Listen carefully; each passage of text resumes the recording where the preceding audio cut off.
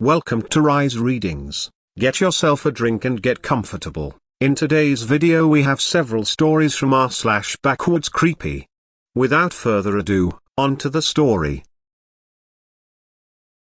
Last year, I took my friend and my bonus kiddo, his child, to view the Perseid meteor showers at a remote mountaintop horse camp deep in the wilderness. No cell phone reception, no power lines up there, just quiet and dark skies. Even though it was late summer and hot as heck, the camp was empty. It's a large 100 acres or so camp, not a single human or horse in sight. That was odd. We pulled out our camp chairs and set up at the top of a large sloping meadow, bordered by some scrubby pine, but a perfect outdoor auditorium for the Persids. Kiddo was 11 and had never been that deep in the wilderness. Neither parent is into the outdoors. He was freaked out by bugs and prospect of creepy crawlies he could not see. I have taken his father into the wilderness many times and we had just been collecting sage on my native res. I have another story about that if you're interested. While we were sitting in our chairs, I noticed all of the bug chatter had stopped. It was dead silent. My blood ran cold and I got goosebumps. A deer-like animal appeared slowly out of the side of the meadow, near the bottom. I say deer-like as its neck was far too long and not at the right angle, like it was a puppet and being moved in jerky motions. The animal made eye contact and stayed there watching us, occasionally taking a few steps closer but not close enough to see it clearly or close enough that I felt threatened. I had my binoculars in my car, but really didn't want to see whatever it was pretending to be a deer. I think it was letting us know that we were on its land. It was grazing and its giraffe neck with the weird angles reminded me of the large puppets used in native ceremony that mimic nature. I stayed calm even though I was terrified. The bug, night noises never returned. I caught a few amazing views of the Persids, but kept my eye on the deer until we left. Only when we were safe at home and kiddo was tucked into bed did I share my thoughts with my buddy.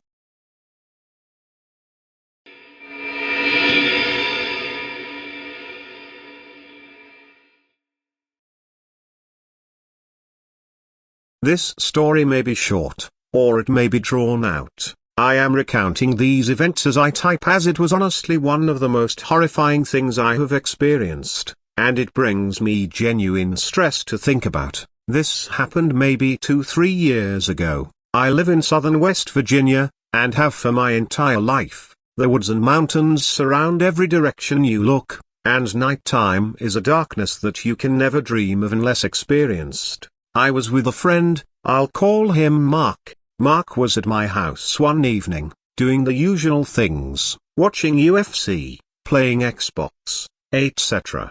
It was extremely late when we finally got bored and decided to go for a walk on a nearby trail to smoke a joint. This is not a particularly long trail, but it is very dense in the woods that surround it, and it is easy to get freaked out when thinking of your surroundings. We finally get to about halfway into the trail, about 30 minutes in, where we stop, pack our joints, and stand on the trail to chill and talk.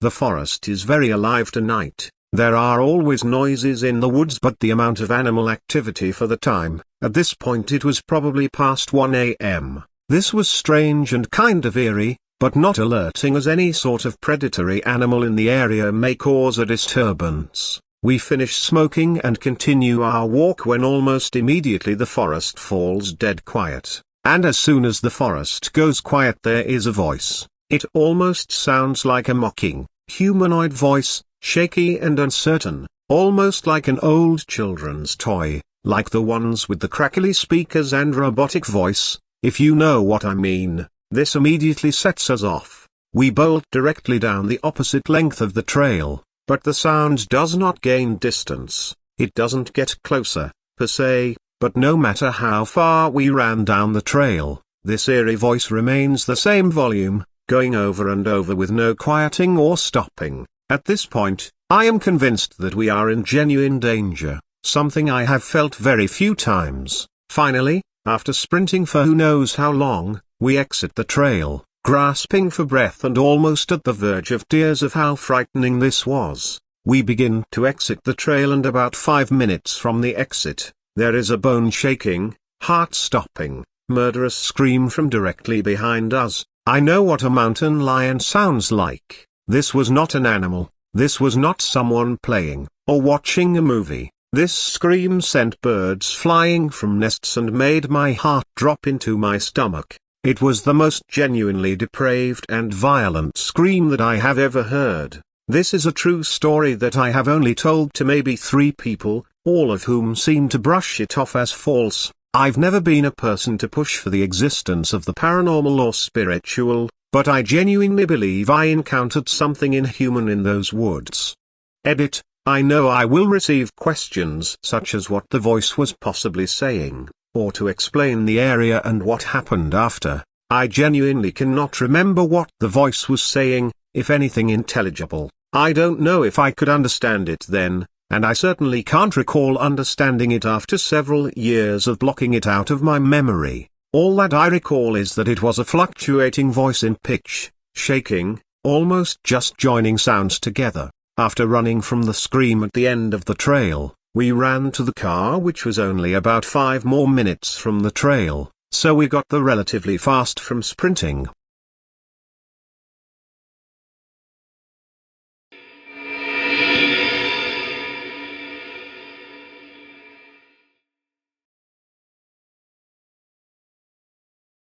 I am a long-distance hiker.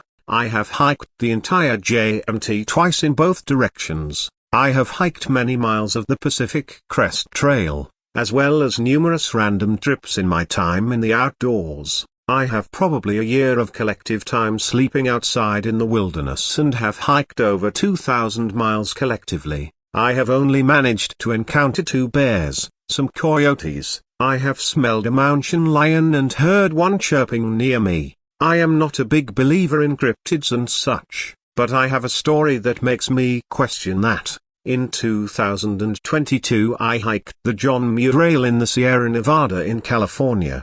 It is a long-distance hiking trail that spans 211 miles from Yosemite Valley to Mount Whitney and takes about a month to complete. The trail is remote and located in some of the most amazing untouched nature the country has to offer. I hiked the previous year in a traditional southbound direction, and in 2022 I hiked the trail northbound towards Yosemite with my wife and a female friend of ours. This story is on that 2022 trip. One day, about halfway through our trip, when the afternoon was getting ready to end, we decided to camp in a place called Grouse Meadows. The previous year one enjoyed fishing here, and the gentle river that curves back and forths through the meadow makes a nice place to swim and filter water. We started to make camp for the night, and I noticed a large buck about 10 yards from us staring at us. It then started approaching and I started to yell at it just to get it away. It circled around us a bit and then left from us down the way we came in from. I decided I was going to go catch a few fish before the sun went down, and maybe we would have some fish tacos for the night. The girls agreed and said they would finish making camp. We split a 3-person tent so it was easy. As I went down toward the small river in the meadow, there was a large rock near where we were camping. It was about the size of a 2-car garage and about that tall as well. Large enough you couldn't see over it. When I passed it I noticed a young man come walking around it in my direction. I was surprised because by this time most people are already getting camp ready as it gets cold and dark fast in the Sierra. I was also a bit confused on where he had come from, as he was not on a trail. He was just walking straight through a meadow with a river running through it away from any trail. As he got closer I noticed he was only wearing a small day pack, blue running shorts, and a white t-shirt, all completely clean. That may not sound strange, but when you are multiple days away from any trailhead that leads out of the mountain, it sure is strange. I was kind of walking away from him toward the river, but it seemed like he was following me, so I stopped and said, "Hey man. How's it going?" He replied hello in a very plain monotone voice. He then said to me in the same voice, "What are you doing?" I replied, "Well, I am going fishing, haha." As if it wasn't obvious, I have a rod and reel in my hand. He didn't laugh. As he kept following he said, "What will you do with the fish?" I said, "If it's big enough and not pregnant, I'm gonna eat it." At this point I had stopped by a little beach on the side of the river and he passed by me and I felt relief. He seemed off to me. But then just when he was about 20 feet past me he stopped and turned around along the beach and squatted down and watched me fish. Eventually, I pulled one in and it was a good size, and I prepared to clean it, and just as I pulled the guts out of the fish he said, "How does it taste?" And I looked over at him waiting to hear a joke or something, and he was smiling. A terrible feeling came over me, like that hair on your neck type of feeling. I said, "Well, I have to clean it first, man. And then cook it, ya know." I said it in a way that would have come off to normal people as I am done talking to you FCK off type of way. I stuck my knife in the sand in front of me and didn't put it away. The man after a while said, "I'm hiking 30 miles today," and I said, "That's nice, man, have fun," and he just stood up and walked off into the meadow towards a tree line, not on or near any trail, and vanished into the woods. I went back to camp and didn't really say anything to the girls because I didn't want to scare them. The night came in, we ate and went to bed, and I mostly forgot about it. I wake up, I felt woken up. I noticed both girls sitting up and my wife said, "There is something there." I was so tired I just said, "No, there isn't. Go to bed, guys." I laid down and so did the girls, and within seconds heard a very fast shuffling sound, and I sat up and so did the girls. I said, "Oh yeah, there is definitely something there." I use a small foam sitting mat outside my inner tent in the vestibule for shoes at night and to sit on during the day, and I saw it moving and could feel it moving. Something was literally right outside my tent. I grabbed my headlamp and our bear spray, and with my heart exploding out of my chest I zipped open the tent ready to battle whatever was there, and there was nothing, not even a distant sound. It was dead silent. Like ear-ringing silent, maybe a squirrel or something. Or that buck, I said. We laid down and this ended up happening like 7 more times. Every time nothing. Eventually I started to actually pass out because of how exhausted I was, and I only really remember cursing at it as I fell asleep. I woke up again and I looked over and both my wife and our friend were asleep. I heard the sound again and I got ready my bear spray and worked up my courage. I zipped open the tent. And there he was. About 15 feet away. The same guy on all fours in an almost push-up-like position. Staring directly at me with that same face. It was completely silent. Then he crawled backwards into the dark with a speed I can't explain. I woke up. I was so relieved it was a dream. In the morning I told them I had dreamed there was something at the tent, and they looked at me like I was joking. Our friend said, "Yeah, there was. You didn't dream that." My heart sank. I said, "What about that guy?"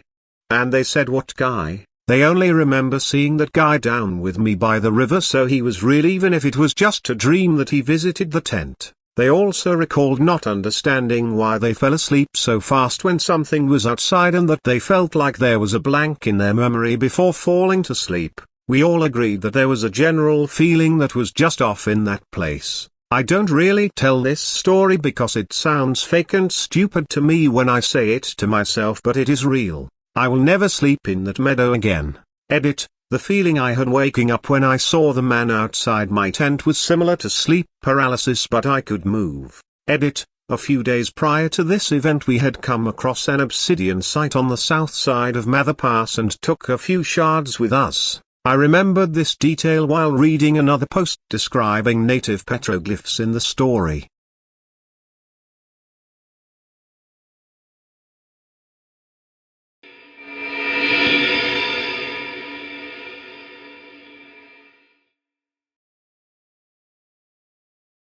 Hi everyone, this is my first time posting in this community on Reddit, and I'm hoping to get as many ideas, theories as possible. This happened to me, about 6 years ago. I'm a very stable, late 40s, married mom of 3. I'm an American, but have lived in northern Germany with my family, in a small, relatively rural community, for 20 plus years. I know this environment very well, and am bilingual. As I often used to do, I would load my female Labrador Retriever into my car, and drive about a mile outside of our village into the countryside a little, so my dog could get out and run free. She was a wonderful dog, attentive and very devoted to me. She stayed in my area when we were out in the country, and we both stayed relatively close to my car. I would smoke a cigarette out there and she would run around. We were always there in daylight, and sometimes there was a jogger, or a farmer on a tractor in the distance, but we were normally alone. And again, this is a very safe area. Because I'm an American, probably, I am nevertheless semi-hyperattentive to my surroundings, and always carry pepper spray. Plus, I have the big dog. The landscape is low and sparse, brushy, a few big scattered trees, but mostly flat marshland, and you can see all around you. You can see through and between the foliage, to see a rabbit run for example, and the land is vast, sparse, flat and marshy. So we always drove down to the end of a dirt road, not into a clearing, just into a flat, low brush, high visibility country field landscape. Okay, so two things happened in this same location, with just me and my dog present, on two separate occasions. They might seem like no big deal, but I don't understand, and although I was never frightened, I've always been bothered a broken bar. The first thing that happened was that I, with my dog, she actively watched this event, observed a small brown leaf, just a regular dead, dry tree leaf, hang suspended, moving only about an inch in any direction, in front of us for at least a full minute. Let me explain. There was no wind, no invisible spider web or filament holding it, no tree or bush suspending it. It hung moving slightly, independently, in the air in front of us, between us, directly in front of me, at my eye level. My dog looked up to it, I plucked it out of the air, and we drove home. I wasn't frightened, but it was memorable, and my dog fixated on the leaf as well. When it was in my hand, I showed it to her directly, and as I said, we packed up and left. But it was like watching magic. I stood there and watched it. Within this same time period, but on another trip to the same local location, in broad daylight, I heard someone call to me, "Please, and I thank you for your patience, let me explain. I won't use my real name." A broken bar in this sparse, German rural countryside, with only my dog present. I heard this sentence, "Julie, I can see you." I heard it from a specific direction. It was crystal clear to me, and I would say it sounded like from a distance, almost as if low shouted, but not from too far away, like 100-200 yards away, was the feeling of distance, volume. Obviously, no one was there. Flat fields and low brush weeds, nowhere to hide or stalk, no point of secret approach. Even worse, although I didn't recognize the voice, I would say it was male. It was absolutely in non-accented/native English, so this was not a German person, and anyway there was no person present. If there had been, I would have of course been terrified, but my dog and I were completely alone, as far as my eyes could see. I still can't explain this, more than clearly hearing the voice, and even more than hearing my name. It was the perfect sounding neutral American English of the voice in that environment, apparently for me, that freaks me out. Do you guys get me? I'm in the middle of nowhere in Germany, a broken bar. I myself have a regional American accent. This was a moderate tone, like a newscaster. I know exactly what I heard. My dog did not react to this call, this voice that said exactly what I wrote above. She didn't seem to register it at all. We packed up, and went home. I can't explain this. I'm a spiritual person, open-minded, and a religious believer. This hasn't changed me, or even traumatized me, a broken bar, but it happened just like I've written, and while both experiences did not feel frightening or threatening, they definitely felt strange and otherworldly, if you will. I can't reconcile these moments. Anything involving drugs, side effects of mental health, audio disturbances, hidden stalkers, stress, trauma can, fortunately, be excluded from theories. A broken bar. Believe me, I've thought about it all. I'd love to hear what anyone thinks.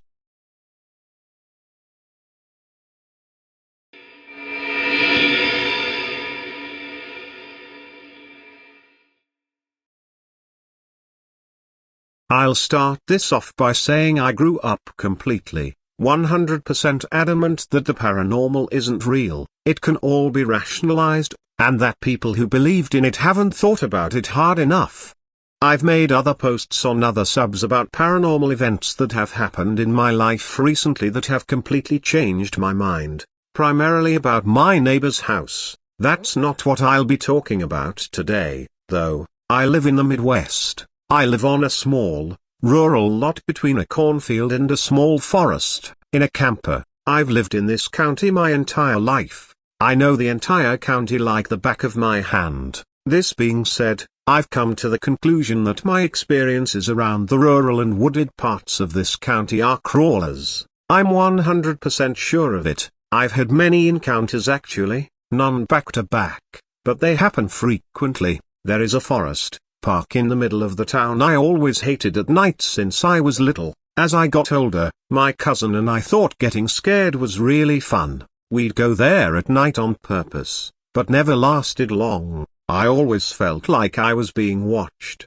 This, on top of urban legends of people going missing here at night, made me feel really uneasy. Fast forward to a few years ago, I got married and am settling into life as a husband. I'd take my large all-black German Shepherd, Fenrir, on walks with me at night. I always walk towards the park, but I usually don't enter into it. The first time something weird happened was 5 years ago. I was walking Fenrir in the woods to the front and to the right of me, to the left and behind me was a neighborhood edge and a small playground. Went silent. My dog started acting super anxious. He's usually a very stoic and quiet dog. He's 120 pounds and built like a tank, looks very intimidating and he knows it. I heard rustling in the woods following me, and I felt like I was being stalked. I ran home and that's the end of the first encounter. I had a few more encounters like that, but last year things really amped up.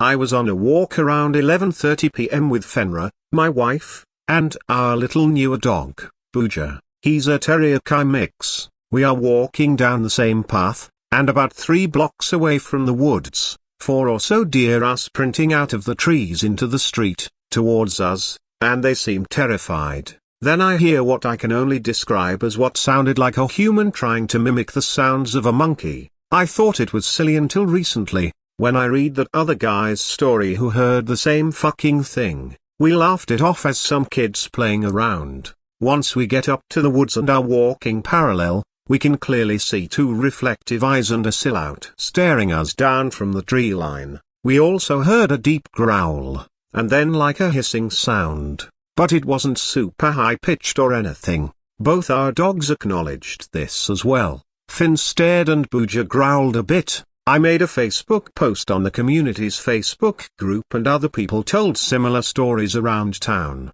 Around this time I got a job as a tour guide, maintenance for rail explorers. I am working there again this year as well. We start April 1st. Basically, they take unused or tour specific railroad sections that aren't used federally, and they have these pedal carts with motor assist on them you can use to explore the tracks. It's super cool and super fun. The one I work at is like 5 minutes from where I live and it goes through the woods in an inaccessible part of the county unless you float down the river and hike up steep, loose dirt hills. You go under one old car bridge, and you go over 2 multi-100-foot length old train bridges. The first one is larger and taller, and it's about 150 feet off the ground above the forest. The second goes over the river. About 6 months into the job and it's fall. We work until midnight sometimes with the last tour leaving around 9 p.m. That means the last tour for the last 2 months of the year are in complete darkness. The way that job operates is with 6 employees. 4 get on the lead bike, and 2 get on the rear bike. From the lead bike, we drop off 1 person at the busy intersection so they can flag traffic, and 1 person gets dropped off at the large train bridge that goes over the woods. The person at the bridge gives a short safety speech to the customers who stop and go one at a time over the bridge. The employee carts are much faster than the customer ones. We all have walkie-talkies, and we usually have these battery-powered floodlights on stands we use so the customers can see us. and light up safety vests. On one particular night, we were behind by 20 or so minutes. Instead of leaving the depot at sunset, we were leaving at dusk. I was stationed at the high bridge. By the time we reached the bridge, it was pitch black aside from the stars providing a little light. My coworkers dropped me off and waited with me until the first customer arrived.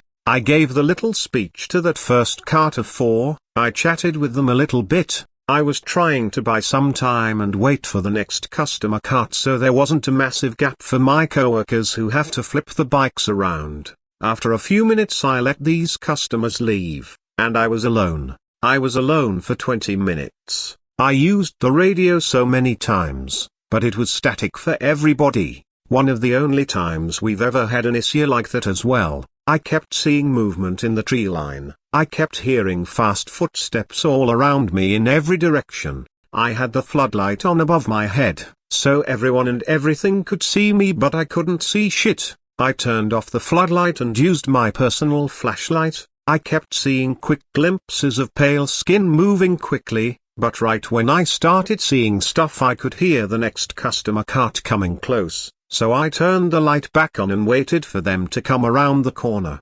When they pulled up I noticed they had a little boy with them, and he's scared of the dark. I'm terrified at this point but have to act appropriate, even more so because of this boy. I do not want to scare him. As I'm finishing my speech I hear movement right behind me and say Jesus fucking Christ and spin around with my flashlight on instinct. Poor kid. I told them it was probably just a deer and they are good to go across the bridge. That same night the person stationed at the intersection, this isn't like an in-town intersection, it's very rural, it's right next to a massive cornfield. He's Native American and was very in tune with his culture. He told me privately a few weeks later that he heard rustling in the cornfield, and whatever was out there was whispering his name and trying to get him into the field. He was also without communication for those 20 minutes, but he wasn't in the woods and could see a lot better than me. Another time, me and that same coworker were headed back on the front cart.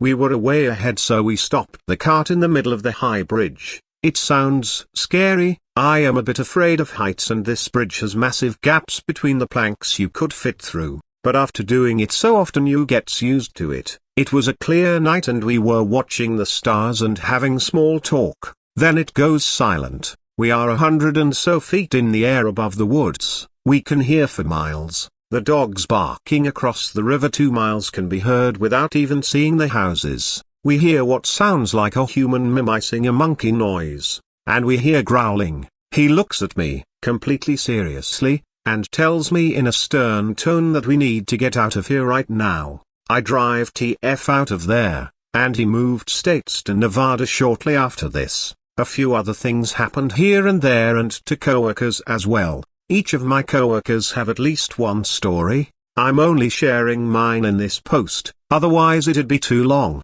A few months go by and it's late fall, around the middle of November. I drive through that park in town a lot when I just want to go for a drive. I had my dog Fenra with me and it's around 2 a.m. I can't sleep so I'm listening to a Melvin's CD and driving leisurely through the park. As soon as I get past the entrance gates I feel really uneasy and weird. I'm not easily scared. Going to that park at night makes me feel a primal fear. It's beyond fight or flight. I have never felt that way in my life anywhere else, ever, and I feel it every time I'm there. I'm driving through the park and I've rolled the windows up a lot more. Fenra can still poke his head out but can't leap out. As I go deeper into the woods I feel worse and worse. I decided not to turn around because I'm already past the halfway point. Turning around would make me stay in the woods longer. I started speeding where there weren't turns I couldn't see around. I round the last corner and what I saw made me have nightmares for months.